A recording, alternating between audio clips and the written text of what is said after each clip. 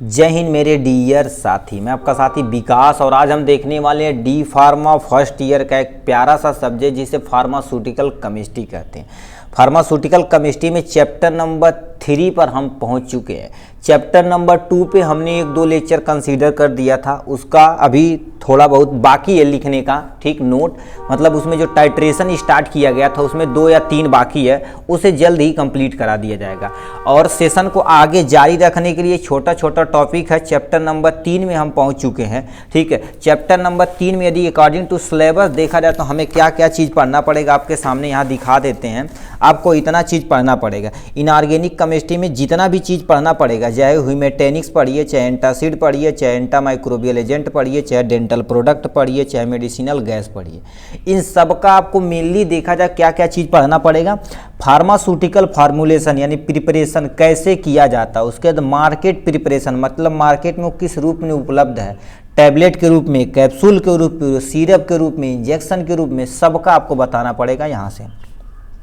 उसका storage condition बताना पड़ेगा और उसका यूजेज के बारे में बताना पड़ेगा। मतलब ये जो टॉपिक पढ़ेंगे तो आप बहुत सारी चीज़ दवाओं के बारे में बहुत तगड़ा नॉलेज रख लेंगे। क्यों? क्योंकि कौन सी दवा किस में प्रयोग की जाती है, उसका यानी ब्रांड नेम यानी मार्केट में किस रूप से आता है, वो सब कुछ यहाँ पर आप क्या करेंगे डिटेल में देखने वाले हैं। और याद रखना जो थोड़ा सा मेडिकल स्टोर पे रहते तो उन सबको ये चीज़ टॉपिक बहुत तगड़ा समझ में आएगा। तो इसमें आज हम सबसे पहले पढ़ने वाले हीमेटेनिक्स के बारे में। उसके पहले हम थोड़ा सा समझ लेते हैं इनऑर्गेनिक केमिस्ट्री क्या होती है। जैसे आप यदि रहे होंगे इंटर में, तो इंटर की यदि केमिस्ट्री आपको पढ़ाई गई होगी, इंटर की यदि केमिस्ट्री आपको पढ़ाई गई हुई तो आपको बोला गया है भैया केमिस्ट्री कितने तरह की होती है, 3 तरह की होती है। एक बोला गया होगा आपके ऑर्गेनिक केमिस्ट्री बोली गई है। क्या बोली गई है? ऑर्गेनिक केमिस्ट्री बोली गई है, ठीक। एक आपको बताया गया होगा भैया आपकी इनऑर्गेनिक केमिस्ट्री होती है। क्या होती है? इनऑर्गेनिक केमिस्ट्री होती है। और तीसरा देखा जाए तो आप सुने होंगे फिजिकल केमिस्ट्री, मतलब इसमें आपको सवाल वगैरह लगाना पड़ेगा, यानी केमिस्ट्री 3 तरह की होती है। तो यहाँ पर लिखा लिखा इनऑर्गेनिक फार्मास्यूटिकल, यहाँ पर हमें तो दूसरा नंबर पढ़ना पड़ेगा। अब देखिए ऑर्गेनिक केमिस्ट्री क्या होती है? ऐसी केमिस्ट्री जिसमें कार्बन कंपाउंड के बारे में और इससे रिलेटेड जितने भी आपके कार्बन के बारे में और कार्बन से रिलेटेड जितने भी कंपाउंड होते हैं उनके बारे में स्टडी करनी पड़ेगी। और इनऑर्गेनिक में तुम्हारे पास जस्ट इसी का उल्टा है, ऐसे कंपाउंड जिसमें कार्बन की मात्रा ना के बराबर होती है उसे क्या बोलते हैं, यानी विदाउट कार्बन जितने भी कंपाउंड होते हैं सब इनऑर्गेनिक कहलाते हैं। फिजिकल में तुम्हारे पास क्या करना पड़ेगा, किसी की मोलरिटी निकालना पड़ेगा, किसी की मोलरिटी, किसी की नॉर्मेलिटी, किसी को मोल निकालना पड़ेगा, ये सब चीज़ आपको निकालना पड़ेगा फिजिकल में, ठीक है। तो यहाँ से देखा जाए तो इनऑर्गेनिक केमिस्ट्री क्या होती है थोड़ा सा समझिए, फिर अपने सिलेबस पे जो हमारा सिलेबस है उस पर रुक कर जाएंगे हम। लिखा इनऑर्गेनिक केमिस्ट्री, लिखा गया है तुम्हारे पास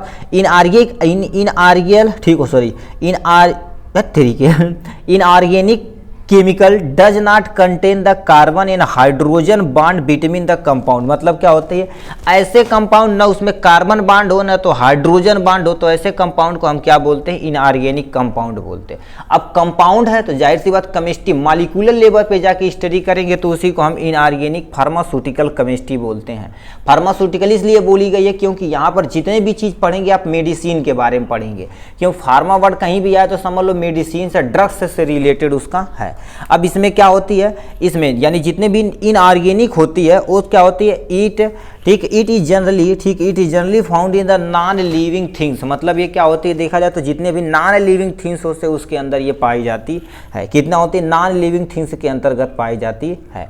और हमारे सिलेबस में यदि इस इनऑर्गेनिक में देखा जाए तो आपको सबसे पहले पढ़ना पड़ेगा हीमेटेनिक्स, और इसके अंदर जितने भी आपके पास कंपाउंड है उस सबको डिटेल में पढ़ना पड़ेगा आराम से। उसके बाद पढ़ना पड़ेगा एंटासिड। एंटासिड मतलब क्या होते हैं, हीमेटेनिक्स समझते थोड़ा समझते रहते हैं। हीमेटेनिक्स मतलब ऐसी दवाइयाँ होती हैं जो हमारे शरीर के अंदर आयरन की कमी को दूर करते हैं, उसे हीमेटेनिक्स बोलते हैं। एंटासिड क्या होते हैं, ऐसे तुम्हारे पास कंपाउंड ऐसी दवाइयाँ होती हैं जो हमारे पेट की एसिडिटी को क्या कर देती है, कम करती है। एंटी माइक्रोबियल एजेंट ऐसी दवाइयाँ जो माइक्रोबियल ग्रोथ को रोकती है, जैसे मान लेते कहीं सड़ रहा है तो उसे रोकेगी, बैक्टीरियल ग्रोथ को उसको रोकेगी, वायरस को ग्रोथ को, मतलब जितने माइक्रो ऑर्गेनिज्म होते हैं उसको ग्रोथ को ये क्या कर देती है, रोकती है। डेंटल प्रोडक्ट मतलब जैसे आपको दांत दर्द कर रहा है ना तो डेंटल प्रोडक्ट आते हैं कि आप बाहर से दांत लगवा सकते हैं, तो ये सब प्रोडक्ट के बारे में यहाँ से पढ़ने पड़ेंगे। मेडिसिनल गैसेज, जैसे सुने होंगे भैया इन्हें ऑक्सीजन की कमी हो गई है तो इन्हें ऑक्सीजन देना पड़ेगा, ऑक्सीजन हो गया। जैसे मान लेते हैं अभी और भी केमिकल जैसे होते हैं, जैसे मान लेते हैं नाइट्रस ऑक्साइड हो गई, ठीक है, तो ये सब क्लोरोफॉर्म हो गए, ये सब आपको यहाँ पर क्या करना पड़ेगा, पढ़ना पड़ेगा, जो आपके सिलेबस में आपको पीसीआई के अकॉर्डिंग आपको पढ़ाएंगे हम, ठीक है। तो इतनी चीज़ें हो गई यहाँ से। चलिए हीमेटेनिक्स के बारे में हम डिटेल में आज यहाँ से पढ़ते हैं, और याद रखना आप हीमेटेनिक्स के बारे में यहाँ पर हम क्या करेंगे, डिटेल में देखेंगे। हीमेटेनिक्स के जितने आपके क्या हो गए रहेंगे, जैसे मान लेते हैं यानी अमोनियम फेरस अमोनियम सिट्रेट हो गया, फेरस सल्फेट हो गया, इन सबको छोटा छोटा वीडियो बना देंगे, आप अलग से हम अपलोड कर देंगे, जिससे आपको देखने में मजा आएगा और परेशानी भी नहीं होगी। देखिए छोटा वीडियो रहेगा, अभी फर्स्ट ईयर में कहें कि नहीं लाद देन के 2 घंटा नहीं, छोटा टॉपिक पढ़ाइए, कॉन्सेप्ट क्लियर करके भेजिए। तो आप बहुत सारे लोग होते हैं हमारे क्लास में, जब हम पढ़ते थे तो बहुत सारे लोग ऐसे करते थे कि मतलब जब फर्स्ट ईयर का क्लास लंबा चलाता था तो कितने लोग बोर हो जाते थे। अभी हमारे 1 साल पीछे मतलब फर्स्ट ईयर में था लड़का, फीस दे कर तुम सोचो 80,000 फीस दे कर छोड़ दिया था, क्योंकि इतना ज़्यादा बोझ डाल दिए जाते हैं यहाँ पर डी फार्मा फार्मा में।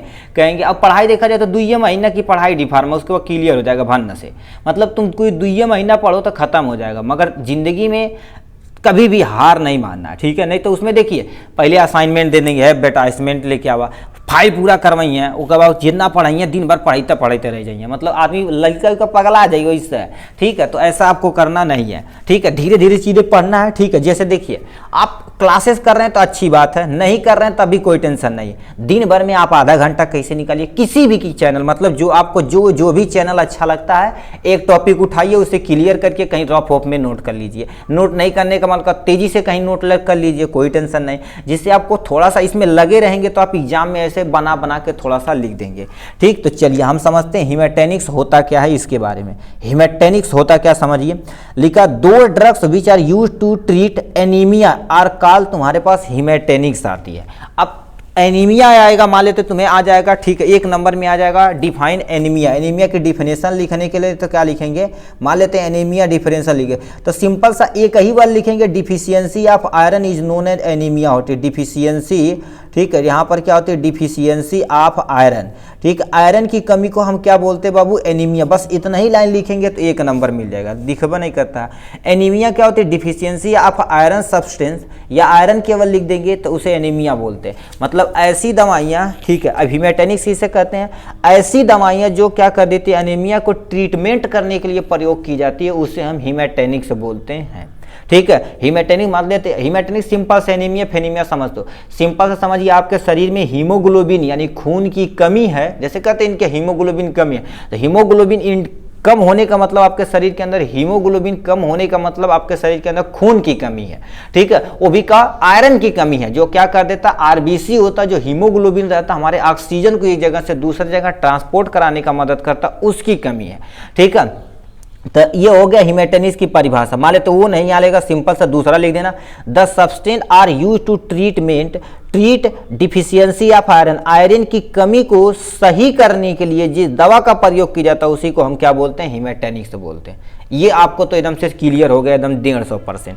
सिंपल सा हिंदी में भी लिख सकते हो, हीमेटेनिक ऐसी दवाइयाँ होती हैं जिसका प्रयोग आयरन की कमी को दूर करने के लिए प्रयोग किया जाता है, उसी को हम क्या बोलते हैं, हीमेटेनिक्स बोलते हैं, ठीक। नेक्स्ट पॉइंट में आते हैं, हीमेटेनिक्स आर द ड्रग्स, ठीक है, drugs use to increase the concentration of haemoglobin, यानी हीमोग्लोबिन आयरन इन ब्लड, मतलब हमारे शरीर के अंदर क्या होती है, देखिए हीमोग्लोबिन की मात्रा होती है। अब हीमोग्लोबिन क्या होता है, यदि हीमोग्लोबिन का स्ट्रक्चर देखेंगे तो ऐसा शेप का होता है जो हर एक कोने पर अपना क्या कर देता है, ऑक्सीजन कंटेन करता है। ये ऑक्सीजन हो गया, यहाँ से ये हो गया, यहाँ से ये हो गया, यहाँ से ये हो गया, यहाँ से ये ऑक्सीजन को एक जगह से हर एक कोशिकाओं के ले जाने का काम करता है, ठीक। अब इसको पढ़ने के लिए थोड़ा सा आप सर्कुलेटरी सिस्टम पढ़ेंगे तो उसमें आप इजीली देख पाएंगे क्या चीज़ें वो बोलना चाह रहे हैं। रिस्पायरेटरी सिस्टम पढ़ेंगे तो इसे हीमोग्लोबिन को क्या बोला जाता है, पिगमेंट बोला जाता है, जिसे हम रिस्पायरेटरी पिगमेंट के नाम से जानते हैं, ठीक है। तो यही चीज क्या रखा है, हमारे जो ब्लड में, ठीक है, जो ब्लड में हीमोग्लोबिन का लेवल होता है उससे कॉन्सेंट्रेशन को क्या कर देता, बढ़ा देता। अब बताइए हीमोग्लोबिन का यदि कॉन्सेंट्रेशन बढ़ेगा तो हमारा जो भी ऑक्सीजन का फ्लो एक स्थान से दूसरे स्थान तक हो रहा है वो इजीली हो सकता है। तो इतना था कि इसके बारे में, आयरन के यानी डिफिशियंसी के बारे में। अब इसका क्लासिफिकेशन किया गया है, मान लेते तुमसे कह देगा हीमेटेनिक्स से क्या होता है, इसका क्लासिफिकेशन करिए तो आपको क्या करना पड़ेगा, यहाँ से डिफिनेशन और क्लासिफिकेशन सामने दे रखा। क्लासिफिकेशन 3 फर्दर में किया गया। सबसे पहले आयरन, ठीक है। आयरन भी 2 तरह के होते हैं, एक ओरल, ओरल मतलब ऐसी दवाइयाँ जो आपको दवा के रूप में खाना रहेगा, मुंह के रूप में से क्या करना रहेगा, खाना रहेगा। पेरेंटल मतलब क्या हो गया, जब से आयरन की ज़्यादा कमी हो जाती है तो उससे क्या कर देते, इंजेक्शन के रूप में या बाटल के रूप में, जो बाटल चढ़ाया जाता है, कहते हैं इसमें आयरन का इंजेक्शन डाल दिया गया, तो उसकी कमी को ट्रीट करने के लिए हम प्रयोग कर सकते हैं पेरेंटल। मतलब सुई, सिंपल सा समझे, सुई के रूप में अंदर कर दिया जाता है हमारे शरीर के, ठीक है, तो उसे हम पेरेंटल बोलते हैं। तीसरा देखा जाए तो मैचुरेशन फैक्टर, मतलब ये मान लेते हैं हमारे शरीर के, मान लेते हैं आपको नहीं, मैचुरे मतलब क्या होता है, यदि आपके शरीर में आयरन की है बट मैच्योर नहीं हो रहा है तो उसके लिए क्या होगा, ये सारी चीजें होनी चाहिए। जैसे मान लेते कहते हैं आयरन की कमी, चलो आयरन की कमी से कुछ साग पात कुछ सब कुछ खा लिए, मगर उसे क्या होना चाहिए, फोलिक एसिड होना चाहिए, B9, एक विटामिन B9 होता है, ठीक है, B9 या B12 दोनों होता है, जो करता उसके मैच्योर बनाने का काम करता है। जैसे मान लेते हैं आपको आपके पापा पैदा कर दिए, दादा मम्मी पैदा कर दिए, दादा मम्मी नहीं, पापा मम्मी पैदा कर दिए आपको, उसके बाद क्या किया जाएगा, आपको धीरे धीरे क्या करिए, बेटा बेटा बेटा बेटा करते करते करते, मतलब आपकी सेवा करते करते आपको मैच्योर बना दिया जाएगा, मैच्योर इतना यंग बना दिया जाएगा, तभी तो आप मैच्योर हो पाएंगे। उसी तरह से आरबीसी यदि बन गई है आपके शरीर के अंदर तो उसे मैच्योर करने की, स्ट्रांग करने के लिए क्या होना चाहिए, आपके पास ये चीजें होनी चाहिए, ठीक। अब कहेंगे आरबीसी वगैरह कैसे बनती है।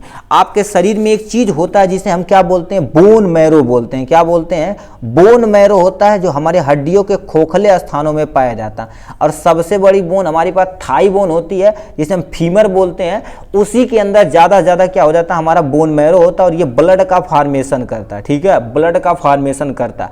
मगर इसे मैच्योर करने का काम क्या होता है, हमारे शरीर के अंदर बहुत सारे एसिड होते हैं, जैसे फोलिक एसिड हो जाएगा, फोलिक एसिड हो जाएगा, विटामिन B12 हो जाएगा, तो ये सारी चीजें होते हैं जो हमें मैच्योर कराने का काम करते हैं बोन मैरो को, ठीक है। तो वही चीज लिख रखा है, मैच्योर होने के लिए ये चीज चाहिए। एडसेन हीमेटेनिक मतलब हमारे शरीर के अंदर मान लेते हीमोग्लोबिन है तो उसे एडजस्ट करना पड़ेगा, तो हमारे अंदर बहुत सारे मिनरल, जैसे कापर हो गया, और क्या होगा, ठीक है, कापर हो गया, पीरियड यानी क्या लिखा, पीरियोडॉक्सिन हो गया, और रिबो यानी क्या होता है, राइबोफ्लोविन हो गया। तो इतने तुम्हारे पास होते हैं, जिसे शॉर्ट में यदि याद करना चाहो, एडसेन हीमेटेनिक से यदि आप पूछे तो आपको क्या लिख देना है, CPR दे देना। क्या कर देना, CPR मतलब समझते हो, जैसे आपको किसी का हार्ट अटैक आ जाए या किसी का सडन हार्ट बंद हो जाए तो उसे CPR दी जाती है, यहाँ पर हृदय के पास पंप किया जाता है हाथ से, ठीक है, तो उससे बोलते हैं। तब सिंपल सा क्या कर दिया, 3 में कैटेगराइज किया गया, आयरन, मैचुरेशन, एडसेन। आयरन के अंतर्गत ओरल आते हैं, और इसमें एग्जाम्पल क्या हो जाएगा, फेरस फ्यूमरेट आता है, फेरस सल्फेट आता है, ठीक है, फुल भी लिख सकते हैं, हमने शॉर्ट में लिख दिया, फेरस फ्यूमरेट आते हैं, फेरस सल्फेट आते हैं। अब पेरेंटल में तुम्हारे पास क्या आ जाते हैं, इधर ही आते हैं, आयरन डेक्स्ट्रॉन आते हैं और आयरन सॉर्बिटॉल आते हैं, इसके एग्जाम्पल हो जाएंगे यहाँ से। और इसमें क्या हो, मैचुरेशन फैक्टर में तुम्हारे पास विटामिन B12 यानी B12 आते हैं, और फोलिक एसिड आते हैं, जो हमारी जो भी तुम्हारे हीमोग्लोबिन होता है उसे मैच्योर कराने का काम इन्हीं का होता है। एडसेन तुम्हारे पास क्या होते हैं, एडसेन यानी हीमेटेनिक्स में कापर आ जाते हैं, क्या होगा, पैराडॉक्सिन आ जाते हैं, रिबोफ्लाविन आ जाते हैं, इसके एग्जाम्पल हो जाएंगे, ठीक। तो इतना था हीमेटेनिक्स के बारे में। अब हमारे सिलेबस के अंतर्गत कितने तुम्हारे पास क्या हो गए, पढ़ना पड़ेगा हमें, आपके सामने ये दे रखा है, ठीक है। हमारे सिलेबस में देखा जाए तो यहाँ पर लिखा है, some common example of haematinics use to treatment iron deficiency anaemia in our syllabus. मतलब हमारे सिलेबस के अंतर्गत कितने आपके पास टोटल पढ़ने पड़ेंगे आयरन यानी हीमेटेनिक्स में। तो सबसे पहले पढ़ना पड़ेगा हमारे सिलेबस आपका कितना दिया गया, सब कुछ PCI के अकॉर्डिंग आपको पढ़ना पड़ेगा। हमारा सिलेबस किसके अकॉर्डिंग है, PCI के according, pharmacy counselling of India, इसी के अकॉर्डिंग आपको सब चीज़ पढ़ना पड़ेगा। तो इसमें सबसे पहले हमें पढ़ना पड़ेगा फेरस सल्फेट, उसके बाद ferrous fumarate, ferric ammonium citrate, ferrous ascorbate और कार्बोनिल आयरन। मतलब इतने चीज़ हमारे सिलेबस में है, तो एक एक करके हम क्या करेंगे, पढ़ेंगे। अब कहेंगे सर एक ही में इंक्लूड कर दिया जाए तो ये वीडियो मान लेते 10-10 मिनट का बनाएंगे तो इसी में आपका 1.5 मिनट 1.5 घंटे का आराम से वीडियो बन जाएगा। तो इसीलिए हम क्या कर देते हैं, आपको देखने में भी परेशानी नहीं होगी और हमें अपलोड करने में भी परेशानी नहीं होगी। तो आपका अलग अलग से वीडियो, ज़्यादा नहीं 5-5 मिनट का वीडियो बनेगा, 5-5 10-10 मिनट का वीडियो बनेगा, मगर डिटेल में जाया जाएगा, ऐसा नहीं कि ऊपर से टच करके चला जाएगा, ठीक है। देखिए आप एग्जिट एग्जाम भी होने वाला पूरी ऑल इंडिया लेवल पे होगा तो दिक्कत हो जाएगी। तो आपको थोड़ा सा क्या करना, डीप लेवल पे जाके आपको थोड़ा सा पढ़ने की रिक्वायरमेंट होगी। उसके बाद यहाँ पर देखिए सब हम नोट बना दिए, आपको कैसे लिखना क्या करना ये सब हम बना देंगे, ठीक है। आपका नेक्स्ट जो वीडियो आएगा इन्हीं से फेरस सल्फेट पे आएगा, फिर उसके बाद नेक्स्ट वीडियो इस पर ऐसे ऐसे बनाते बनाते क्या करेंगे हम, और ये सब खत्म हो जाएगा, जल्दी खत्म हो जाएगा। ठीक, चलिए आशा करते हैं आपको समझ में आया होगा, ठीक है। और यदि समझ में आया होगा तो अपना थोड़ा सा कंट्रीब्यूट करेंगे, मतलब आपका जो भी मन करे, यानी सब्सक्राइब करने का, लाइक करने का मन करे तो कर सकते हैं, तो कोई टेंशन नहीं, ठीक है। तो चलिए आज के लिए बस इतना ही, फिर मिलेंगे नेक्स्ट वीडियो में नेक्स्ट टॉपिक के साथ। तब तक के लिए bye bye and take care.